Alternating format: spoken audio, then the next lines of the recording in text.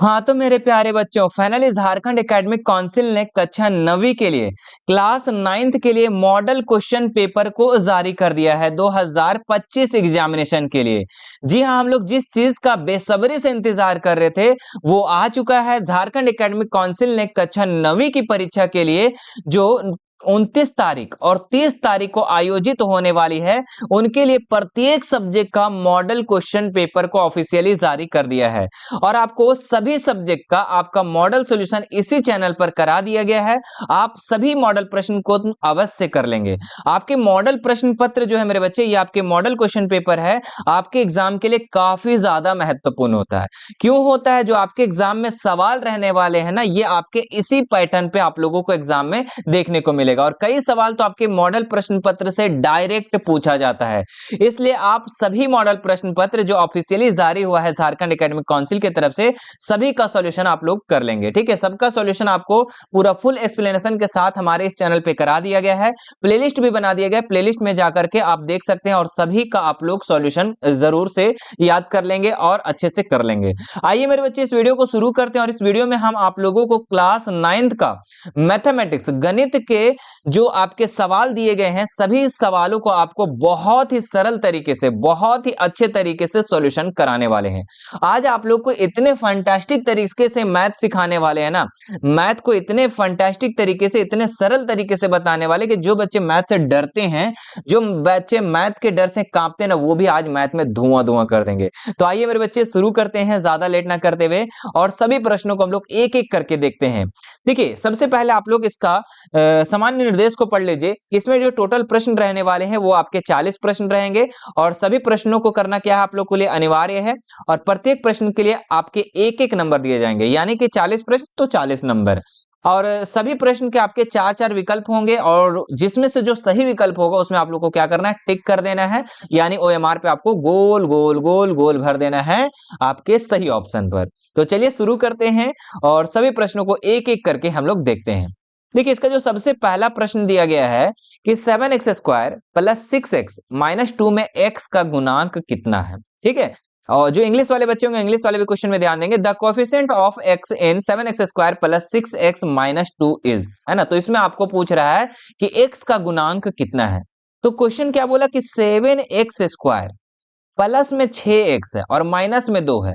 आपको देखना है एक्स स्क्वायर का गुणांक, तो x में कितना गुना किया हुआ है बाबू? तो बोले सर x में जो है 6 गुना किया हुआ है, तो x का गुणांक कितना हो जाएगा?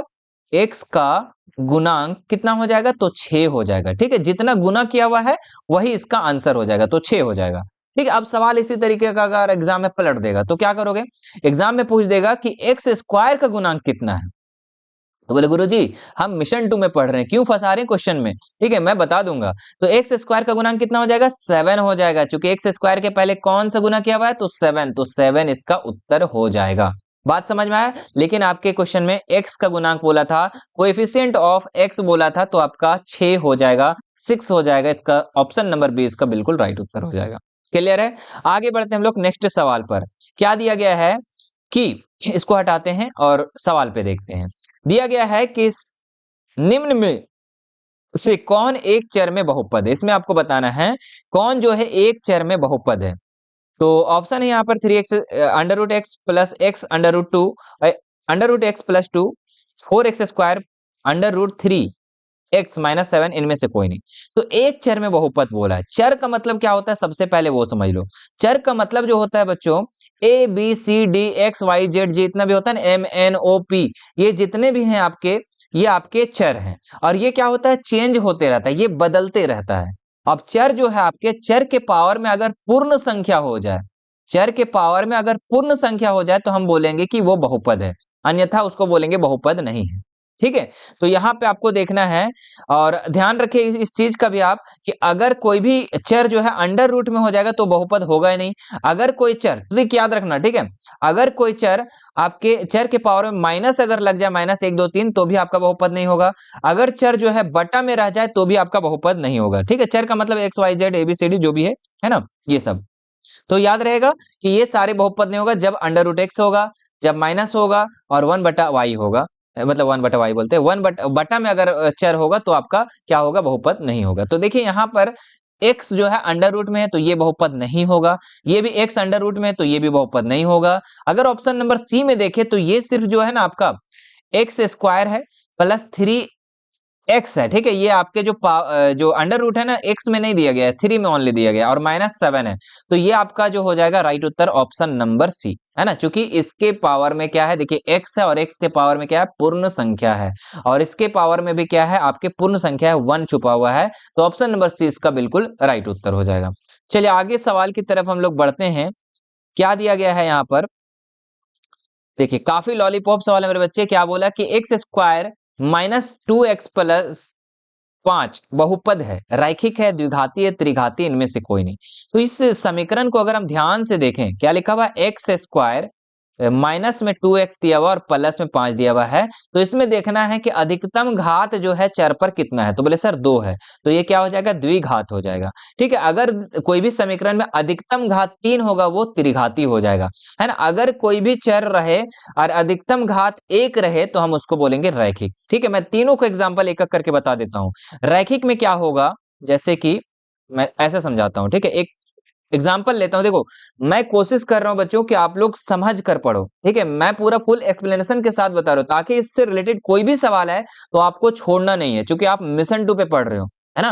कहते हैं ना, लगा के आग जीवन में हमने कई शौक पाले हैं, लगा के आग जीवन में हमने कई शौक पाले हैं, गर्व से कहो हम मिशन 2 वाले हैं, ठीक है। तो आपको पूरे एक एक चीज को हम बताएंगे।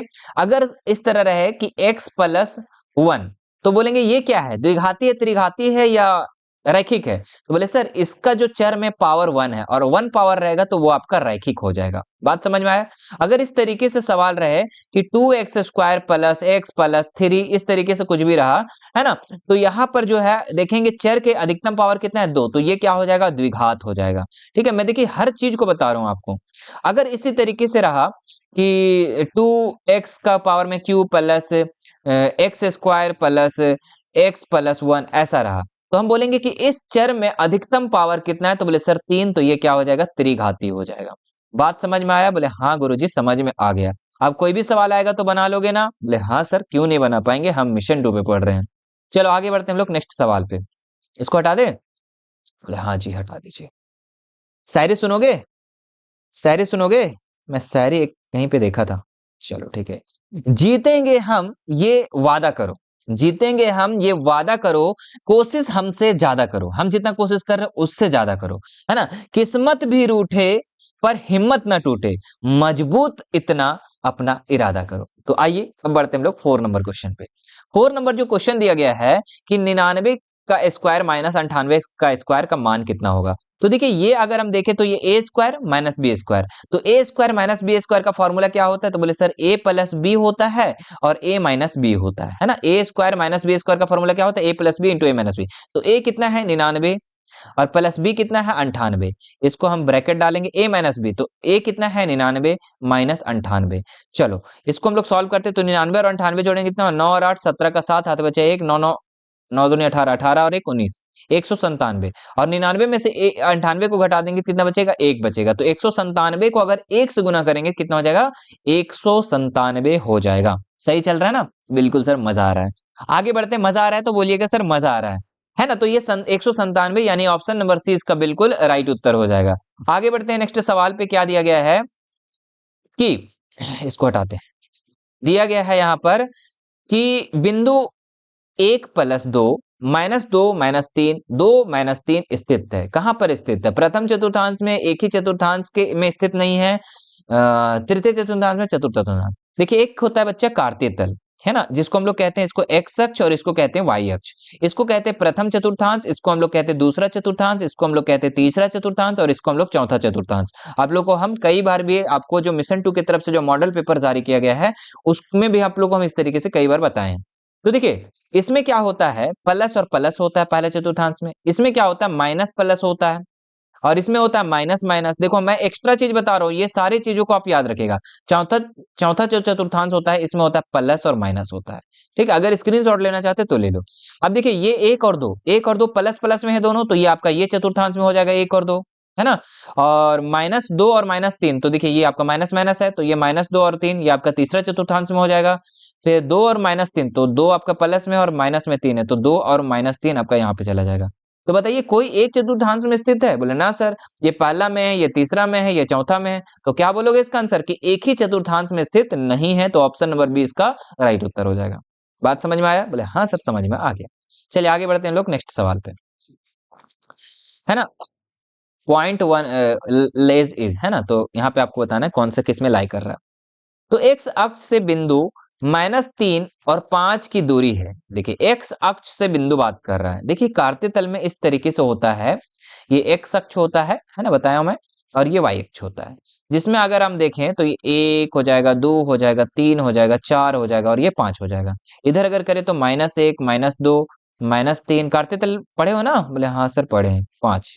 इधर अगर ऊपर देखें तो 1, 2, 3, थोड़ा सा नीचे कर लेते हैं, ऊपर बढ़ा देते हैं थोड़ा, है ना। दिख रहा है ना यहाँ तक? हाँ सर। अब ऊपर बढ़ा देते हैं, चूंकि 5 तक लेना ही है इसमें। 4 हो जाएगा यहाँ पर और यहाँ 5 हो जाएगा, ये आपका वाई हो गया, है ना। नीचे आपका करेंगे तो -1, -2, -3, -4 और -5, ऐसा हम कर दिए। ठीक है। अब देखिए यहाँ पर आपको बोला -3 और 5, तो -3 आपको यानी x का मान -3 ढूंढना है। तो x का मान, x वाले लाइन में देखो -3 कहाँ है? बोले सर यहाँ पर है। ठीक है, कहाँ पर है बाबू? तो बोले सर यहाँ पर है। और उसके बाद देखना आपको y का मान 5 बोला है, तो बताओ नीचे जाए या ऊपर जाए? बोले सर प्लस में बोला है तो ऊपर जाएंगे हम लोग। तो कहाँ पर आ जाएंगे? यहाँ पर आ जाएंगे, है ना, यहाँ पर आ जाएंगे, ऐसा मिल जाएगा हमारा। ठीक है। अब बोला कि x अक्ष से बिंदु की दूरी कितना होगा? तो x अक्ष से, ये वाला अक्ष से अगर देखना है बिंदु की दूरी, तो कितना है दूरी? तो 5 है। क्या है? 5 है। तो ऑप्शन नंबर इसका कौन सा राइट उत्तर हो जाएगा? ऑप्शन नंबर सी इसका बिल्कुल राइट उत्तर हो जाएगा। क्लियर है? बोले हाँ सर मजा आ रहा है। आगे बढ़ते हैं नेक्स्ट सवाल पर, कि रेखा पर कोई भी बिंदु इस प्रकार होता है। आधे क्वेश्चन में बोला जी, any point on the line x बराबर y is of the from, है ना। यहाँ पे x बराबर y लिखना भूल गया है, कोई बात नहीं, हाँ मैं लिख देता हूं।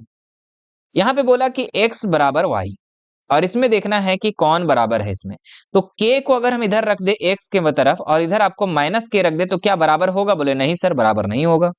ठीक है, अगर हम यहाँ पे x के जगह में 0 रख दे और y के जगह में हम k रख दे, तो क्या बराबर होगा? बोले सर ये भी बराबर नहीं होगा। ठीक है, अगर सी वाले ऑप्शन देखते हैं तो k रख देते हैं x का मान और y का मान 0 रख देते हैं, तो क्या बराबर होगा? बोले सर ये भी बराबर नहीं होगा। और अगर हम डी वाले को देखते हैं तो k बराबर k, हाँ दोनों साइड आ गए मेरे बच्चे, तो ऑप्शन नंबर डी इसका बिल्कुल राइट उत्तर हो जाएगा। ठीक है, ऑप्शन नंबर डी जो हो जाएगा इसका राइट उत्तर हो जाएगा। चलिए आगे बढ़ते हैं हम लोग नेक्स्ट सवाल पे। क्या दिया गया हमारा?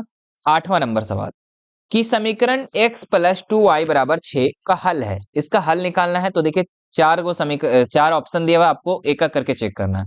बोला कि x प्लस 2y बराबर 6, दोनों साइड देखेंगे कि बराबर किस में आ रहा है। तो पहला वाले ऑप्शन को उठाते हैं, तो पहला आपका दिया हुआ है 2 2, तो x का मान 2 और y का मान भी आपका 2 ही दिया हुआ है, बराबर 6। तो 2 हो गया, बराबर हो गया, 2 दूनी 4 और ये आपका 6, तो दोनों साइड इक्वल आ गया। भाई ये तो ऑप्शन काम कर रहा है। चलिए दूसरा ऑप्शन देख लेते हैं हम लोग। तो ये आपका समीकरण है x प्लस 2y बराबर 6। तो दूसरा समीकरण x का मान 0 रखने बोल रहा है और y का मान बोल रहा है 3 रखने के लिए, और बराबर 6 हो रहा है। तो 3 दूनी 6 बराबर 6, अरे ये भी तो ऑप्शन मैच हो रहा है। ठीक है, तो 6 वाला भी इसका भी मैच हो जाएगा, है ना। बोल रहा है कि x का मान आप 6 ले लो और y का मान ले लो 0 और बराबर दे दो यहाँ पर 6। तो 2 शून्य शून्य, 6 बराबर 6, अरे इसमें भी बराबर आ गया, यानी कि सभी इसका राइट उत्तर हो जाएगा। क्योंकि ये जो समीकरण है सभी में क्या हो रहा है, ले कर रहा है, सभी में इसका उत्तर आ जा रहा है। ठीक है, दोनों साइड इक्वल आ जा रहा है। ठीक है, तो ये सभी का हल है। आगे बढ़ते हैं नेक्स्ट सवाल, दो समांतर रेखाओं की ढलानें होती है। तो समांतर रेखा क्या होता है? पैरेलल, जैसे कि एक पहला रेखा है उसी तरीके से आपके दूसरी रेखा होती है। ठीक है, ये दोनों रेखाएं आपस में कभी नहीं मिलती है ना, इसी को हम लोग समांतर रेखा कहते हैं। और ये दोनों क्या होते हैं? समान होती है। तो ऑप्शन नंबर ए इसका राइट उत्तर हो जाएगा। आगे देखते हैं हम लोग नेक्स्ट सवाल, कि जिस आयत की सभी भुजाएं बराबर हो तो उसे कहा जाता है।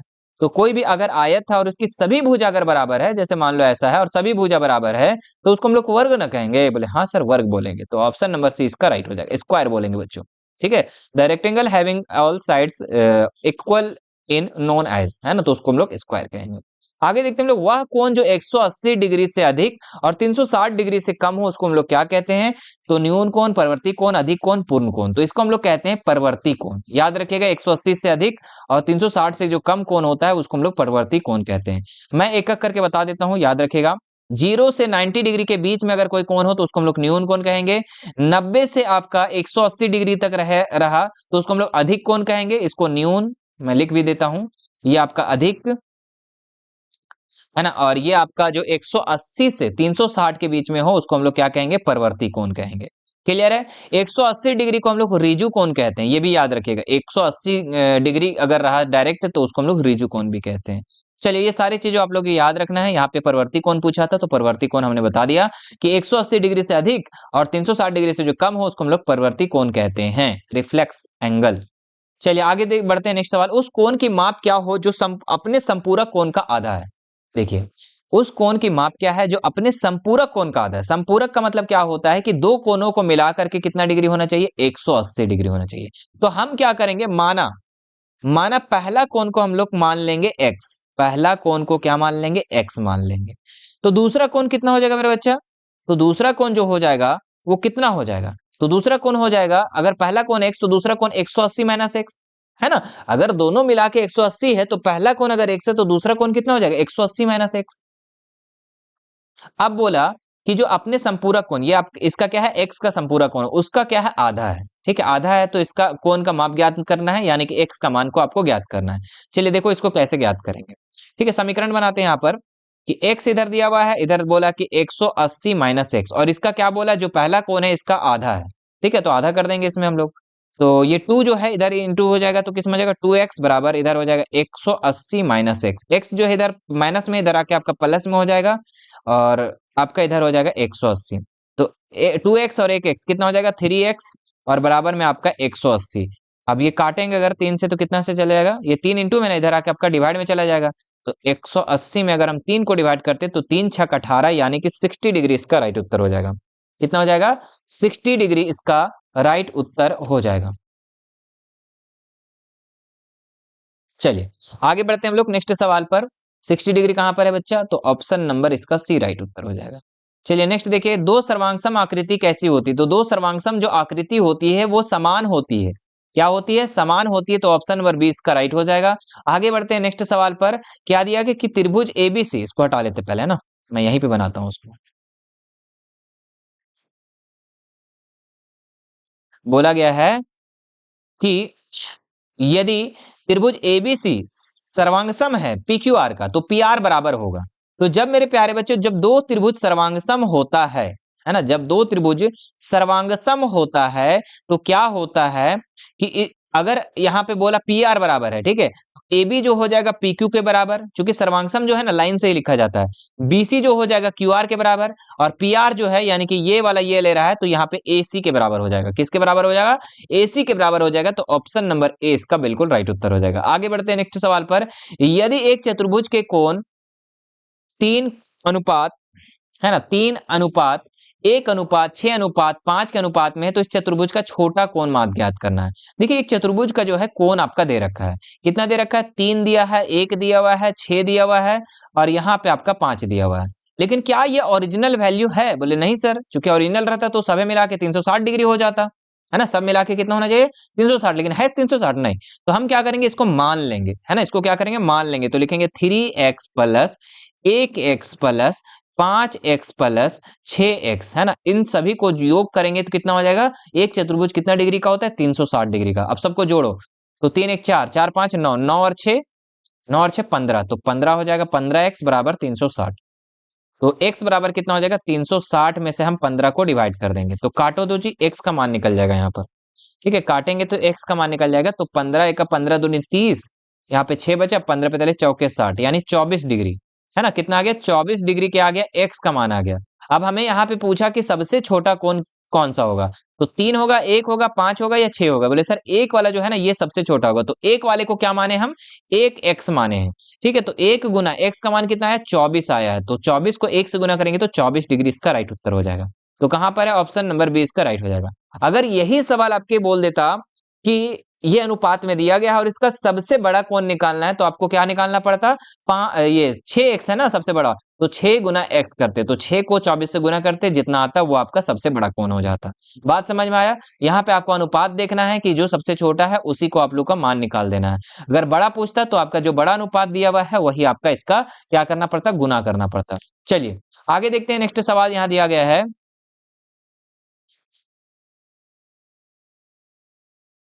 16 नंबर, ध्यान देंगे कि यदि एक समांतर चतुर्भुज में ABCD और D जो है 125 डिग्री है तो A का मान कितना होगा। समांतर चतुर्भुज कैसा होता है, तो ऐसा होता है ना, समांतर चतुर्भुज ऐसा होता है। अगर सबका नाम दे दे तो इसका A दे दो, इसका B दे दो, इसका C दे दो, इसका D दे दो।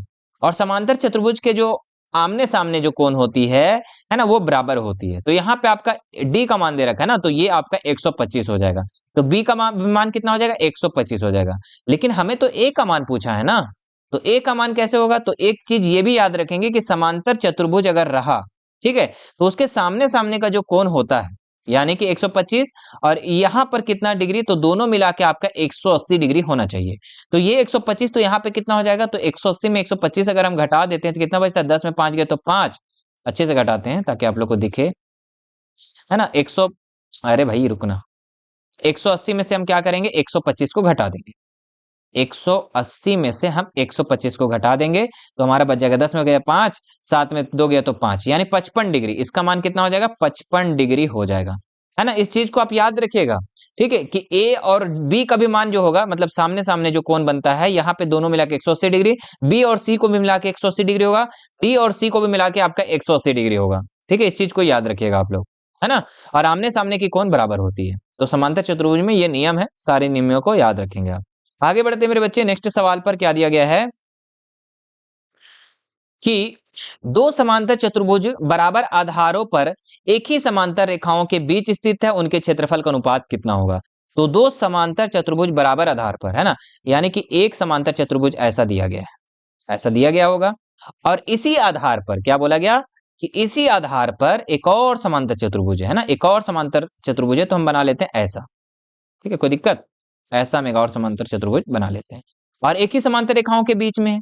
तो जब भी दो समांतर चतुर्भुज है एक ही आधार पर और एक ही समांतर रेखाओं के बीच में है, तो दोनों का जो क्षेत्रफल होगा वो बराबर होगा। यानी ये ब्लू वाला जो समांतर चतुर्भुज है उसका क्षेत्रफल और रेड वाला जो समांतर चतुर्भुज है उन दोनों का क्षेत्रफल क्या होगा, बराबर होगा। और बराबर होगा तो यानी कि 1:1 होगा, यानी कि 1:1 होगा। तो ऑप्शन नंबर बी इसका राइट हो जाएगा, बराबर, है ना। चलिए आगे बढ़ते हैं नेक्स्ट सवाल पर। वृत्तखंड एक चाप तथा के बीच होता है, डैश के बीच होता है। तो वृत्तखंड, देखिए ये वृत्त होता है, ये आपका चाप किसको बोला गया है, तो इसको बोला गया चाप। मैं दूसरे कलर से बताता हूं, यहाँ पर चाप जो है इसका बोला गया है ना, चाप ऐसा बोला गया है। और चाप और किसके बीच, तो जीवा के बीच, ये जो खींचा जाता है ना जीवा, तो चाप और जीवा के बीच, ये चाप हो गया और जीवा के बीच जो होता है ये क्या होता है, वृत्तखंड का एक भाग होता है। ठीक है, तो चाप और जीवा, चाप और जीवा, है ना, तो चाप आपका दिया गया है और ये आपका जीवा, इसका राइट उत्तर हो जाएगा। चाप और जीवा के बीच में जो होता है वो क्या होता है, वृत्तखंड होता है। चलिए आगे बढ़ते हैं नेक्स्ट सवाल पर। वृत्त के एक जीवा की लंबाई 8 सेंटीमीटर है, इस वृत्त की त्रिज्या 5 सेंटीमीटर, तो जीवा की केंद्र से दूरी कितनी होगी, है ना। तो देखिए इसको कैसे बनाएंगे, ध्यान दीजिएगा। एक वृत्त की जीवा जो है लंबाई दी गई, तो ये आप हम बना दिए वृत्त, और वृत्त की जीवा जो है ये कितना दिया हुआ, 8 दिया हुआ है, 8 सेंटीमीटर। इस वृत्त की त्रिज्या जो है 5 सेंटीमीटर, तो ये मान लीजिए त्रिज्या कहां से होता है, केंद्र से खींचा जाता है, तो हम यहां से यहां मिला देते हैं। तो इसका कितना दिया हुआ, आपका 5 दिया हुआ है। वृत्त की जीवा से, यानी कि ये आपका जीवा जो है इससे केंद्र की दूरी कितनी है, इसका मान पूछ रहा है। ठीक है, मैं यहाँ पे रेड कर देता हूं, ये जो रेड वाला लाइन है इसका मान कितना है, यानी कि वृत्त के केंद्र से जीवा की दूरी कितना होगा। तो मेरे बच्चे यहां से यहां तक अगर 8 दिया हुआ है और जो केंद्र जो होता है बीच में होता है, तो बीच पर ही काटेगा ये, तो इधर कितना हो जाएगा, 4 हो जाएगा। ठीक है, 8 को अगर हम आधा आधा करें, इस पूरा से यहां तक 8 दिया हुआ है, तो अगर हम यहां से यहां तक सिर्फ देखें तो कितना हो जाएगा, 4 हो जाएगा। ठीक है, और ये आपका 5 दिया हुआ है, और ये कितना डिग्री का कोण बन रहा है, 90 डिग्री का। तो यहाँ पे पाइथागोरस प्रमेय हम लोग लगा देंगे। पाइथागोरस प्रमेय हमारा क्या कहता है, पाइथागोरस प्रमेय कहता है कि कर्ण का स्क्वायर, कर्ण यहाँ पे आपका सबसे लंबी भुजा कौन है, 5, तो 5 का स्क्वायर बराबर लंब या आधार का स्क्वायर, तो लंब यहाँ पे ले लेंगे 4 का स्क्वायर, और प्लस आप इसको मान लो आधार मान लो, या इसी को, ये आपका लंब हो गया, ये सॉरी आधार हो गया, तो आप इसको लंब मान लो। तो लंब स्क्वायर को आपको क्या करना है, निकालना है। है ना, या फिर नामकरण भी कर सकते हो, ए बी सी डी कर लिख सकते हो। वैसे तो आपको सिर्फ आंसर से मतलब है, यहाँ पर आपको सॉल्यूशन नहीं करना है। ठीक है, तो 5 25 हो जाएगा बाबू, यहाँ पे हो जाएगा 4 चौके 16 प्लस आपका लंब स्क्वायर हो जाएगा यहाँ पर, और 16 जो है इधर आके आपका माइनस में हो जाएगा, और बराबर में इधर हो जाएगा लंब का स्क्वायर। तो 25 में 16 घटाएंगे तो 9 बचेगा, यहाँ पे आपका लंब का स्क्वायर हो जाएगा, ये स्क्वायर जो इधर आके आपका अंडर रूट में हो जाएगा, तो यहाँ पे आपका सिर्फ का सिर्फ लंब बचेगा। दिख रहा है ना जी आप लोग को? अरे छुपा आ गया जी, अच्छा कोई बात नहीं। चलिए अब दिख रहा है? बोले हाँ सर। तो ये अंडर रूट 9 का अगर हम वर्गमूल निकालते हैं तो कितना निकल जाएगा? 3, यानी कि लंब जो निकल गया वो कितना निकल गया? 3 निकल गया, यानी कि ऑप्शन नंबर सी, ए नंबर इसका राइट उत्तर हो जाएगा। ए नंबर जो हो जाएगा इसका बिल्कुल राइट उत्तर हो जाएगा। चलिए आगे बढ़ते हैं हम लोग नेक्स्ट सवाल पर, इसको हटा देते हैं। स्क्रीनशॉट लेना चाहते हैं तो वीडियो को पीछे करके आप स्क्रीनशॉट ले लो, ठीक है? फटाफट हम लोग सॉल्यूशन करते हैं। नेक्स्ट देखिए मेरे बच्चे, नेक्स्ट जो सवाल दिया गया है, इसको बड़ा कर ले। हाँ, अर्धवृत्त का कोण होता है ना? अर्धवृत्त का कोण जो होता है क्या कितना होता है? तो समकोण होता है, कई बार आपको बता चुके हैं, है ना? यदि ए बी सी एक त्रिभुज की 3 भुजाएं की लंबाई है तो क्या होगा?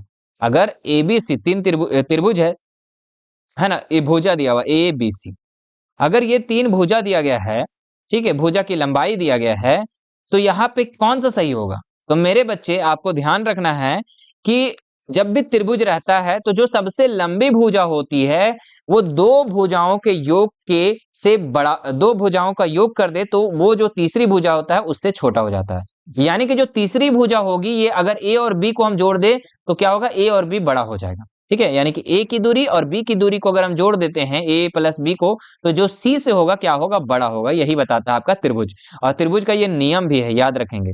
ठीक है, कि सी जो भुजा होगा ना वो आपका ए और बी से क्या होगा? ए और बी को जोड़ देंगे तो क्या होगा? सी से बड़ा होगा। तो ऑप्शन नंबर ए इसका बिल्कुल राइट हो जाएगा। बाकी आप देख लीजिए, ए माइनस बी तो होगा नहीं भाई, जोड़ करके ना बड़ा होना चाहिए, तो ये गलत है। ए और बी बराबर सी ना, ये हो ही नहीं सकता। ए और बी को जोड़ देंगे और सी के बराबर हो जाएगा, मतलब तीसरी भुजा के बराबर हो जाएगा ना, ये गलत। ए माइनस बी सी ना, ये भी नहीं। ठीक है, तो ऑप्शन नंबर ए जो हो जाएगा इसका राइट उत्तर हो जाएगा। हमने पिछले वाले सेट में हमने ऐसा क्वेश्चन को बता भी दिया था, है ना? बोला भी गया था ना, ऐसा सवाल था कि कौन सा त्रिभुज को रचना करना संभव नहीं है। ठीक है, तो हम बताए थे वहां पर।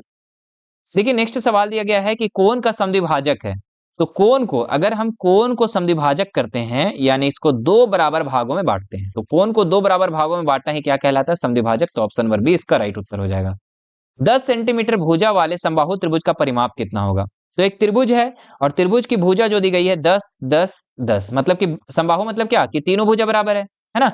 10 सेंटीमीटर भुजा वाले समबाहु त्रिभुज का परिमाप बोला। अब परिमाप क्या होता है? तो समबाहु त्रिभुज का जो परिमाप होता है वो होता है 3a। ठीक है, तो 3 लगा देंगे, a का मान कितना दिया हुआ है? भुजा का मान 10 दिया हुआ है, तो 3 दहें के 30, तो 30 सेंटीमीटर इसका क्या हो जाएगा? उत्तर हो जाएगा।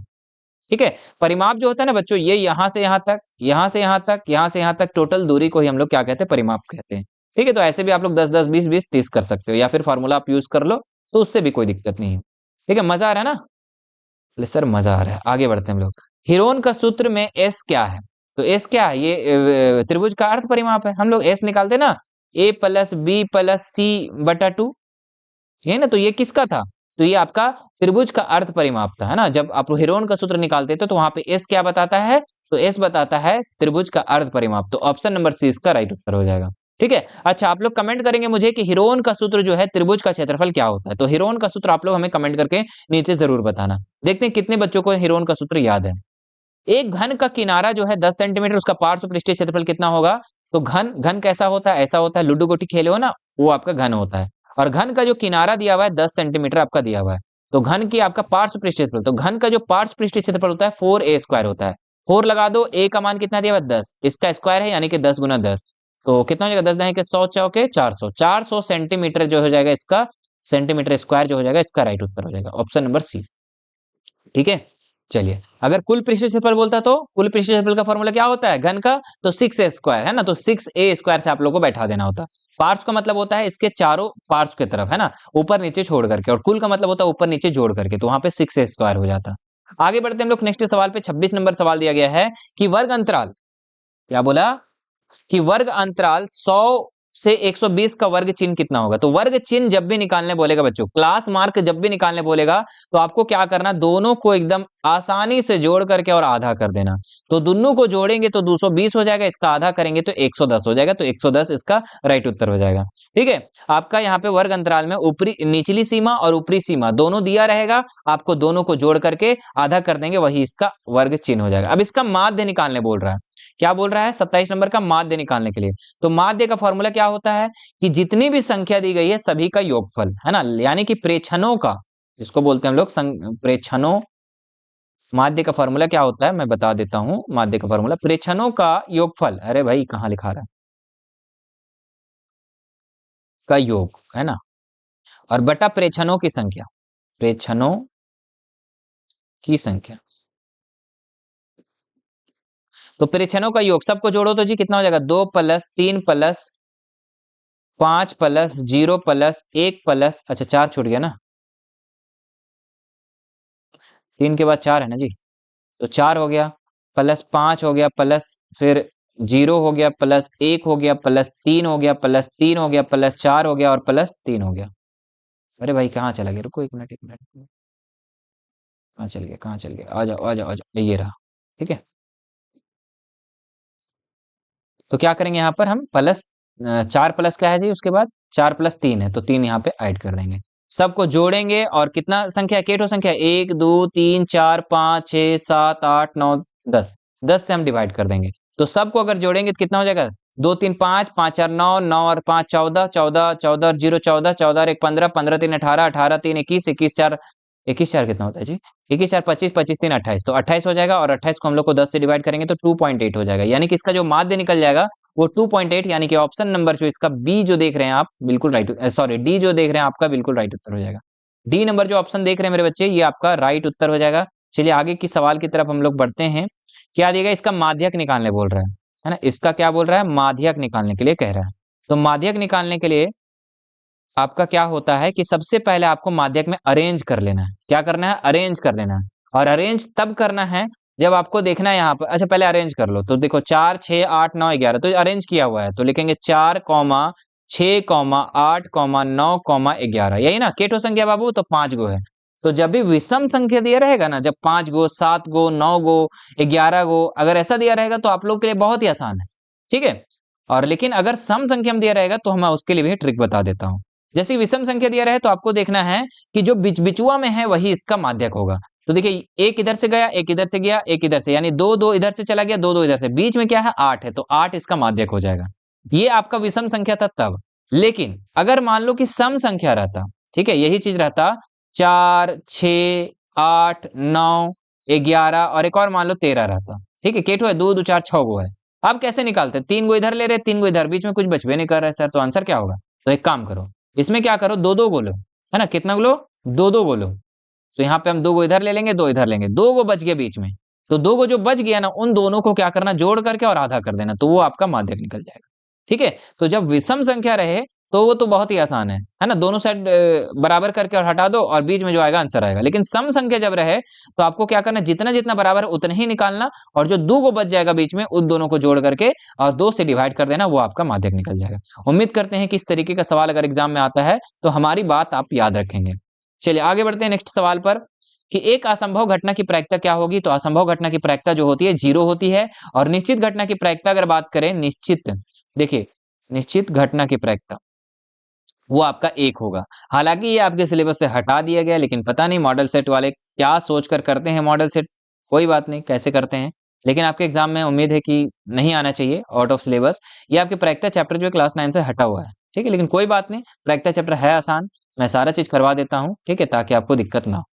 चलिए आगे बढ़ते हैं हम लोग नेक्स्ट सवाल पर। क्या दिया गया है कि 30 नंबर, यदि एक सिक्के को 2 बार उछाला जाता है तो परिणामों की कुल संख्या कितना हो जाएगा। तो 2 गो सिक्का है बाबू, ठीक है, 2 सिक्का को उछाला जाता है तो कितना बार कुल परिणाम क्या क्या आ सकता है। तो सबसे पहले हेड हेड आ सकता है दोनों सिक्का में, है ना, टेल टेल भी आ सकता है, या फिर हेड आएगा पहला में दूसरा में टेल आएगा, या पहला में टेल आएगा दूसरा में हेड आएगा, और कुछ हो सकता है इसमें क्या, बोले नहीं सर इतना ही हो सकता है। तो के गो कुल परिणाम है, तो 4 गो है ना, पहला दूसरा तीसरा चौथा, है ना। अगर 2 सिक्का को उछालते हैं तो कुल परिणाम जो हो सकता है, कुल जो परिणामों की कुल संख्या हो सकती है वो 4 हो सकती है, तो ऑप्शन नंबर बी इसका राइट उत्तर हो जाएगा। निम्न में किसका दशमलव प्रसार शांत होगा? देखिए शांत इसमें पूछ रहा है, तो आपको याद रखना है कि आपको डिवाइड करके चेक करना है या फिर आपको ट्रिक का अपनाना है। तो ट्रिक हम जो बताते हैं वो ट्रिक को आप लोग याद रखिएगा, है ना? देखो दशमलव प्रसार जब भी देखना है तो हर में देखना है आपको कि हर में जो है 2n और 5n के रूप में होना चाहिए। अगर 2n और 5n के रूप में है तो वो शांत होगा, अन्यथा शांत नहीं होगा। तो यहाँ पे अगर देखिए ऑप्शन नंबर ए में तो 1/11, 11 जो है अगर हम तोड़ते हैं तो 2n और 5n के रूप में नहीं आता, तो ये ऑप्शन कट गया। 9/25 है ना? 9/25 है और 25 क्या है? हर है ना? ऊपर वाले अंश होता है बच्चों, देखो ये आपका 9/25 है ना, ऊपर वाला अंश होता है, ये तो पता होगा आप लोग को, और नीचे वाला हर होता है, तो हर में देखना है हमको।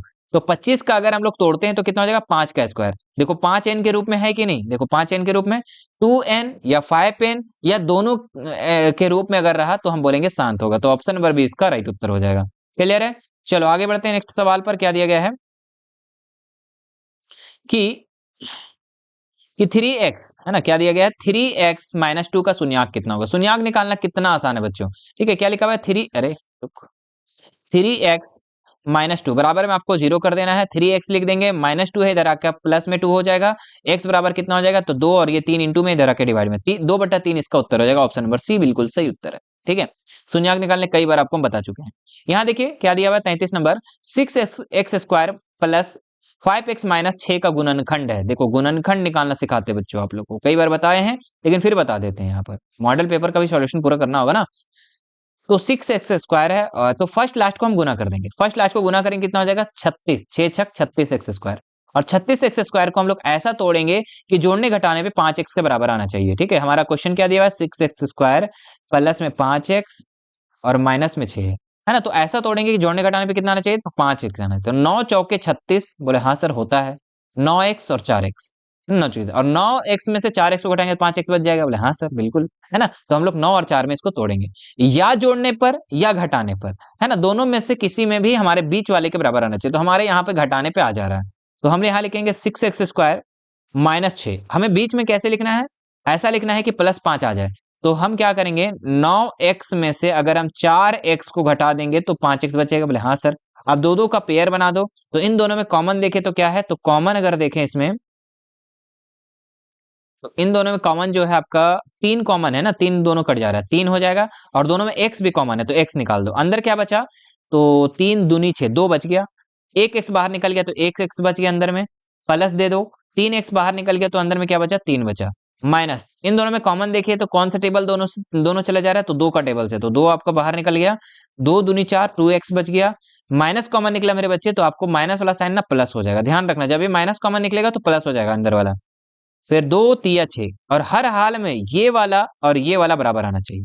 अब क्या करेंगे? 3x माइनस 2 एक जगह लिख देंगे, ये वाला और ये वाला एक जगह लिख देंगे, और ब्रैकेट वाला जो है मेरे बच्चे 2x प्लस 3, इसको हम एक जगह लिख देंगे। अब देख लो ये जो दोनों गुणनखंड आ गया हमारा, ये कहां पर मैच हो रहा है? ठीक है, तो 3x minus 2, 3x minus 2, 3x minus 2, 3x minus 2, ये रहा। और दूसरा क्या है? 2x प्लस 3, 2x प्लस 3, यानी ऑप्शन नंबर 20 का राइट उत्तर। ठीक है, 2x प्लस 3 एक गुणनखंड आया, दूसरा गुणनखंड कितना आया था? तो 3x माइनस 2, 3x माइनस 2, तो ऑप्शन नंबर 20 का राइट उत्तर हो जाएगा। आगे बढ़ते हैं नेक्स्ट सवाल पे। बस 4-5 सवाल बचा हुआ है, फटाफट हम इसको कंप्लीट करके और आपको खत्म कर देते हैं ये पूरे चीजों को। ठीक है, अच्छा हमारे से मैथ पढ़ने में आपको अच्छा लगता है या खराब लगता है? एक बार मुझे कमेंट कीजिएगा, क्योंकि हम आपको एक्स्ट्रा चीज बताते हैं, है ना? ऐसा नहीं कि जो क्वेश्चन है बस उतना ही बता करके और हम चले गए और उतना ही रटवा करके चले गए, नहीं। आपके एग्जाम में किसी भी तरीके का सवाल है तो आपको छोड़ना नहीं मेरे बच्चे, ठीक है? तो ध्यान रखना। क्या है? निर्देशांक जो है -2 और 4 का भुज है, तो जब भुज पूछेगा तो इसका मतलब x का मान पूछेगा। और आपका जो यहाँ पे दिया गया है -2 और 4, तो जो पहला मान होता है वो आपका x होता है और दूसरा जो मान होता है वो y होता है। ठीक है, तो x का मान आपका कितना है? -2, यानी भुज कितना है? तो -2, यानी कि ऑप्शन नंबर ए इसका राइट हो जाएगा। अब आप लोग इसमें बताना, एक आता है एग्जाम में, किस तरीके का निर्देशांक दिया रहेगा, बोलेगा कोटि का मान निकाले। ठीक है, क्या बोलेगा? कोटि का मान निकाले। तो कोटि का मान क्या होता है? यानी y का मान। तो यहाँ पे y का मान कितना है? 4, 4 इसका उत्तर हो जाता है। जब मेरे बच्चे आपका भुज पूछेगा तो पहल का मानवा लिख देना, जब आपका कोटि पूछेगा तो दूसर का मानवा लिख देना। ठीक है, बात समझ में आया? अपने भाषा में बता दिए हम। चलो आगे देखते हैं हम लोग। यदि बिंदु 3, 4 है तो समीकरण इतना पर स्थित है तो a का मान ज्ञात करना। चलो, तो आपका x का मान 3 है और y का मान 4 दिया हुआ। समीकरण दिया हुआ है 3y बराबर ax प्लस 7। तो 3 इंटू वाई का मान कितना है 4 है। देखो पहले x होता है बाद में y होता है, तो y का मान कितना है 4 है बराबर ए x का मान कितना है तो 3 है प्लस 7 लिख दो। ठीक है 3 चौके 12 बराबर 3 a को गुना करेंगे 3a प्लस 7। ये 7 जो है इधर आके किस में हो जाएगा बच्चे, तो ये आपका माइनस में हो जाएगा, तो 12 माइनस 7 कर दो और बराबर इधर आपको 3a लिख दो। ठीक है तो 12 में से 7 घटाओगे तो 5 बचेगा बराबर इधर क्या बचेगा 3a बचेगा। ठीक है ए जो 3 है जो इधर आके डिवाइड में हो जाएगा, तो 5/3 बराबर a, यानी कि a का जो वैल्यू निकल गया वो कितना निकल गया 5/3 निकल गया। यानी कि ऑप्शन नंबर सी इसका बिल्कुल राइट उत्तर हो जाएगा, परम सत्य उत्तर हो जाएगा, है ना 5/3। चलिए आगे बढ़ते हैं नेक्स्ट सवाल पर। क्या दिया गया है 55 का पूरक कोण कितना होगा। देखो पूरक कोण पूछ रहा है यहाँ पर, क्या पूछ रहा है पूरक कोण पूछ रहा है। तो पूरक कोण जो जो होगा मेरे बच्चे वो आपका क्या हो जाएगा कि पूरक जब भी पूछेगा ना तो 90 में से उस संख्या को घटा देना। कई बार बता चुके, तो 90 में से 55 को घटा देंगे तो कितना बचेगा, तो 10 में से 5 गया तो 5, अगर 8 में से 5 गया तो 8 में से 5 गया तो 3, यानी 35 डिग्री। तो ऑप्शन नंबर बी इसका राइट हो जाएगा। अगर यही चीज बोल देता कि संपूरक, तो संपूरक में से क्या करना पड़ता आपको 180 में से घटाना। ठीक है याद रखिएगा, पूरक बोलेगा तो 90 में से घटाना, संपूरक बोलेगा तो आपको 180 में से घटाना। चलिए इसको देख लेते हैं हम लोग फटाफट। एबीसी में AB और BC बराबर है। एक त्रिभुज है जिसमें क्या है ए नाम दिया हुआ है, ये बी नाम दिया हुआ है और ये सी नाम दिया हुआ है, जिसमें AB और BC बराबर है। AB और ये BC ये दोनों क्या है बराबर है, जिसमें बी कौन दिया हुआ है 70 डिग्री। आपको किसका मान पूछा, ए का मान पूछा है। ठीक है और आप लोगों को पता होना चाहिए कि बराबर भुजाओं के सम्मुख कोण भी बराबर होता है। तो AB का सम्मुख कोण कौन सा हो गया कोण सी, और BC का सम्मुख कोण जो हो गया कोण ए, ये भी क्या हो गए दोनों बराबर होगी, है ना। यानी कि बराबर भुजाएं के सम्मुख कोण बराबर होगी, यानी AB और BC जब बराबर है तो AB का सम्मुख कोण कोण सी और BC का सम्मुख कोण कोण ए, ये दोनों क्या होगा बराबर होगा। ठीक है तो ये 70 डिग्री, तो ये दोनों का मान कितना होगा। ठीक है तो दोनों का मान अभी हम लोग निकालते हैं, कैसे निकलेगा ध्यान दीजिएगा मेरे बच्चे। एक त्रिभुज कितना डिग्री का होता है, तो 180 डिग्री का होता है। कितना डिग्री का होता है 180 डिग्री का होता है। तो ये अगर 70 डिग्री है, ये अगर 70 डिग्री है तो ये दोनों मिलाकर के कितना होना चाहिए, है ना, तीनों मिला के 180 होगा, तो ये दोनों मिला के कितना होगा, तो 70 इसमें घटा दो तो 110 बचेगा। यानी कि कोण ए और सी को मिलाकर के कितना डिग्री होगा, तो 110 डिग्री, और दोनों बराबर है तो दोनों को आधा आधा बांट दो, तो 110 का आधा आधा करेंगे तो 55 डिग्री और 55 डिग्री हो जाएगा। यानी कि सी का मान भी 55 डिग्री और ए का भी मान आपका 55 डिग्री होगा। हमारा ए का मान पूछा था तो ए का मान कितना डिग्री हो जाएगा 55 डिग्री, ऑप्शन नंबर सी। बात समझ में आया कैसे बनाना है आप लोगों को, बोले हाँ सर समझ में आ गया। चलिए आगे बढ़ते हैं नेक्स्ट सवाल पर। 38 नंबर, 2-3 सवाल और बचा हुआ है। और हाँ मेरे बच्चे, मैं ये जितने भी क्वेश्चन आप लोगों को करवा रहा हूँ, ठीक है, आप लोग सभी प्रश्नों को अच्छे से कर लेंगे। देखिए अगर आप भूल भी जाते हैं तो वीडियो को फिर से आप वॉच कर लीजिएगा, है ना। अगर भूल जाते हैं एग्जाम आते आते आप लोग भूल भी जाते हैं तो फिर से एग्जाम में वॉच कर लेना, इस वीडियो को पूरे अच्छे तरीके से देख लेना। और हाँ, आप अगर हमसे जुड़ना चाहते हैं मेरे बच्चे, तो आप हमारे व्हाट्सएप चैनल, हमारा व्हाट्सएप ग्रुप, हमारा टेलीग्राम, हमारा इंस्टाग्राम का लिंक जो है डिस्क्रिप्शन में दिया हुआ है। कोई भी सोशल मीडिया में अगर जुड़ना चाहे तो आप हमारे डिस्क्रिप्शन में जाकर के बारी बारी से सभी में आप लोग जुड़ जाइएगा।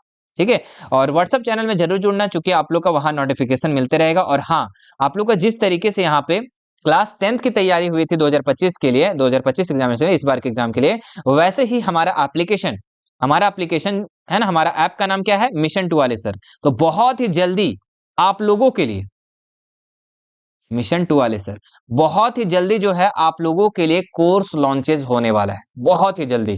ठीक है इसलिए हमारे चैनल पे आपको अपडेट रहना है।